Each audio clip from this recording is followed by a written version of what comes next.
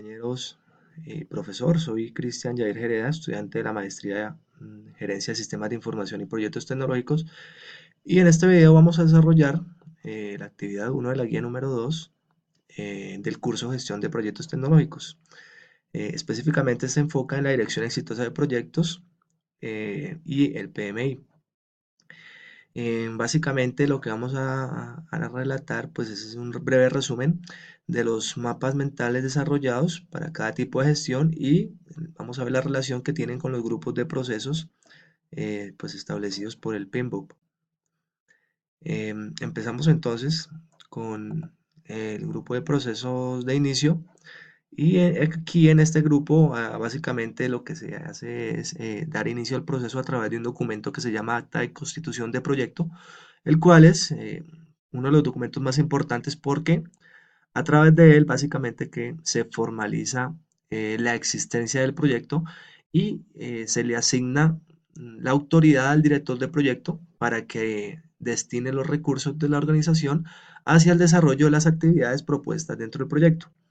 Aquí en este grupo, las áreas del conocimiento que intervienen es la gestión de integración del proyecto y la gestión de los interesados, donde los interesados, pues como parte fundamental, hay un involucramiento inicial de ellos en el proyecto, se debe hacer un registro de ellos y un plan de comunicaciones inicial sobre el cual se va a fluir la información del proyecto. En la segunda etapa tenemos una de las etapas más importantes que es la planificación, porque aquí básicamente se hace una planificación extensa, muy exhaustiva debe ser, de el tema en sí del proyecto y la intervención o la relación de él con la organización. Aquí se debe empezar por la gestión del alcance, que es el primer área del conocimiento, y sobre ella se planifica el alcance del proyecto, se recopilan los requisitos, se define el alcance del proyecto y aquí se actualiza los documentos que van a alimentar el plan para la dirección del proyecto. Este plan también trae gestión del tiempo en el que se definen las actividades, se estima la duración de cada una de ellas, se ordenan por prioridad y finalmente se desarrolla el cronograma, perdón, se desarrolla el cronograma del proyecto y obviamente su línea base.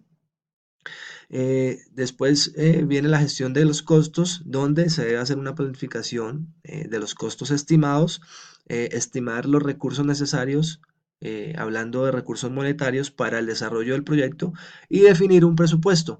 Este presupuesto posteriormente nos va a enriquecer la línea base de costos autorizada y sobre la cual debemos ejercer un control más adelante. En la gestión de la calidad, debemos establecer cuáles son los requisitos de calidad del proyecto y los estándares necesarios para desarrollar el proyecto.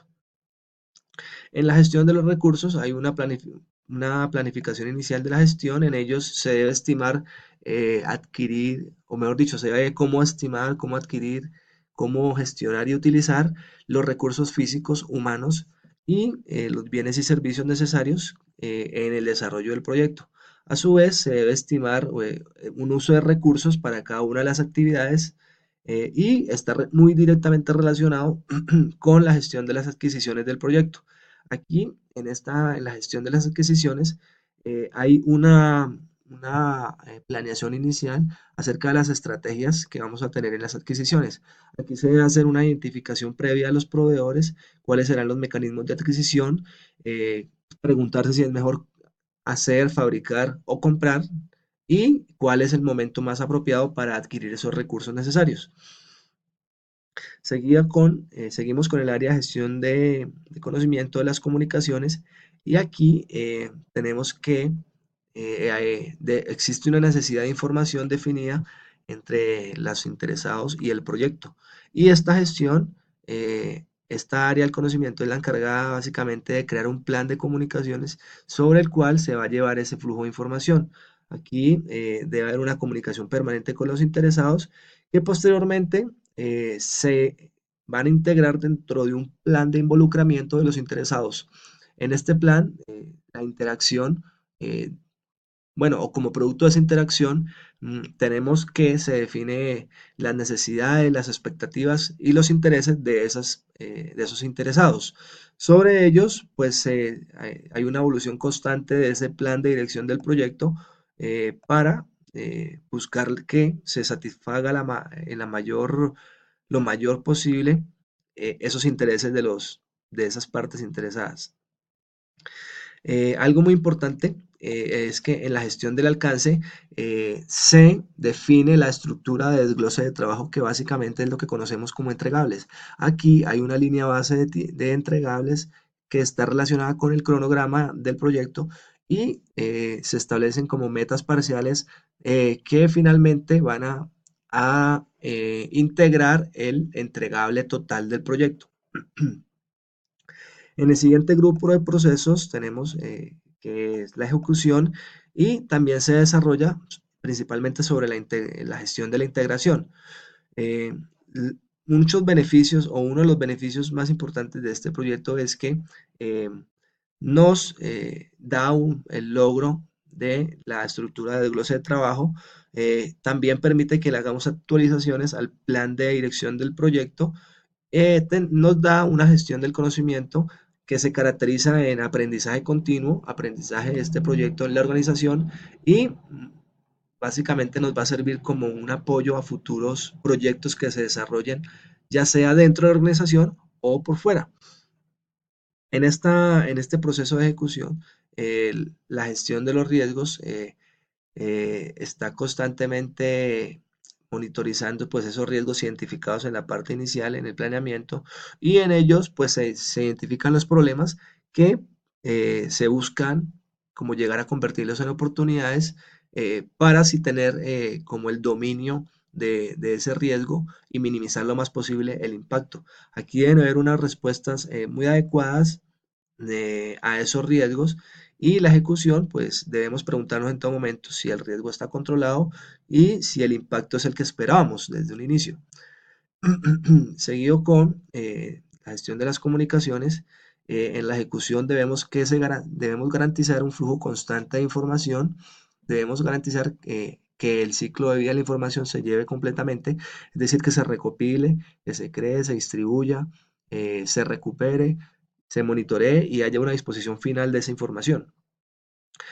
Hacia la gestión de los recursos, aquí ya entramos a adquirir los recursos sobre la línea base de costos, entramos a hacer un desarrollo de ese equipo de trabajo caracterizado por el aumento de las competencias o el fortalecimiento de esas competencias de equipo, también de trabajo en equipo y el desarrollo de las habilidades interpersonales. Estas nos van a llevar pues a que desarrollemos de manera más exitosa nuestro proyecto.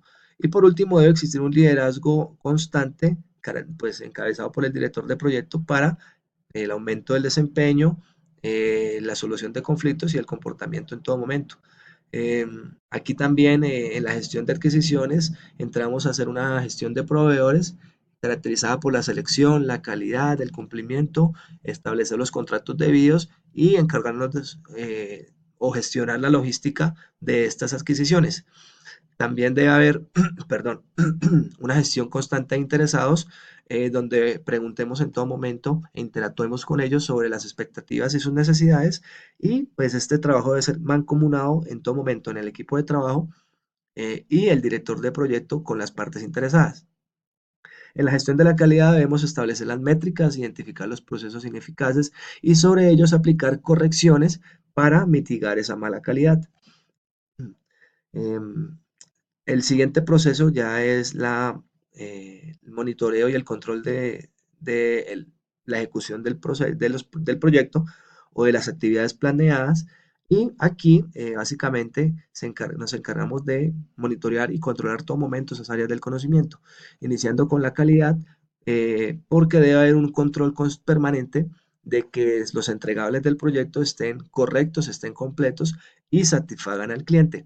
Además, en la gestión del alcance se debe formalizar eh, la aceptación de los entregables por parte del cliente o de la organización y debe haber un monitoreo constante de la gestión de la línea base. Aquí, una de las partes más importantes este proceso es la gestión del tiempo, porque debemos mantener, o sea, debemos buscar que se mantenga siempre el proyecto dentro de la línea base que se planteó inicialmente en el cronograma, eh, para no salirnos de ella y no hacer demoras en el desarrollo del proyecto. En la gestión de los costos, pues también debemos tratar de que se mantenga el cumplimiento de la línea base de costos a lo largo del proyecto. Para esto debemos hacer un monitoreo constante de los costos y de los gastos que tenemos en el proyecto en las adquisiciones. Para la gestión de los recursos, debe haber aquí eh, disponibilidad total de los recursos, debe ejecutarse de la manera planeada. Debemos tener en cuenta también que los recursos tienen un ciclo de uso, ¿sí? Y debemos preguntarnos si pues el gasto o el uso planeado de los recursos es equivalente al uso real que se le está dando o no. Sobre la gestión de comunicaciones, específicamente debe haber un monitoreo constante, eh, un flujo óptimo de información entre los interesados y pues se debe preguntar constantemente si eh, están satisfechos con el desarrollo del proyecto o se deben cambiar los criterios de evaluación del mismo. Ya sobre los riesgos, debe haber un seguimiento individual de los riesgos identificados y debemos conocer en todo momento cuál es la exposición de nuestro proyecto a los riesgos que identificamos. Esto nos ayudaría pues a tomar mejores decisiones. Aquí en cuanto a la gestión de las adquisiciones, debemos tener control constante sobre ellas, debemos procurar que lo que adquiramos satisfaga las necesidades del proyecto y el monitoreo contractual que debemos hacer es que haya un desempeño correcto del proveedor, si satisface o no la calidad del proyecto esperada, además gestionar cambios de ser necesarios. En cuanto a las partes interesadas, debemos monitorear la relación que tenemos con ellos y controlar en todo momento su participación, si es necesario fomentarla con actividades para conocer sus expectativas e intereses.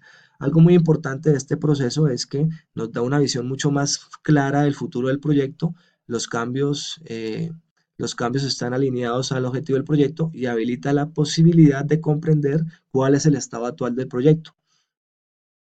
Por último, tenemos la fase de cierre de proyecto. Esta pues está caracterizada sobre unas actividades que básicamente recaen en responsabilidad en el director de proyecto y pues básicamente se trata sobre la actualización de los procedimientos, los documentos del proyecto. Tenemos aquí la gestión de los costos.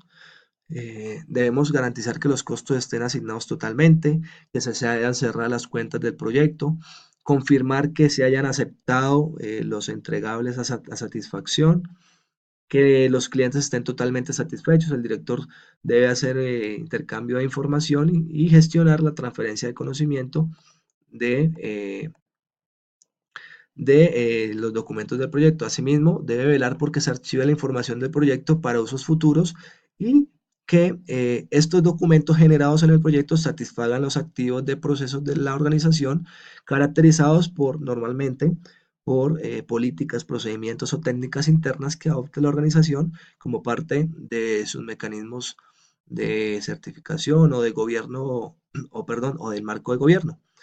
Estas actividades finalmente se centran sobre unos documentos o unas actividades finales de cierre de proyecto, caracterizadas por la entrega del producto final a la empresa, a la organización o al cliente, por los documentos también, la entrega de los documentos del proyecto. Estos deben estar actualizados, también se deben entregar lecciones aprendidas y debe haber un informe final del proyecto, el cual también debe ser entregado a la organización. Pues como tal, estos son los procesos que finalmente pues se resumieron en estos mapas mentales. Espero que haya sido de su agrado y pues les doy las gracias por escucharme. Muchas gracias a todos.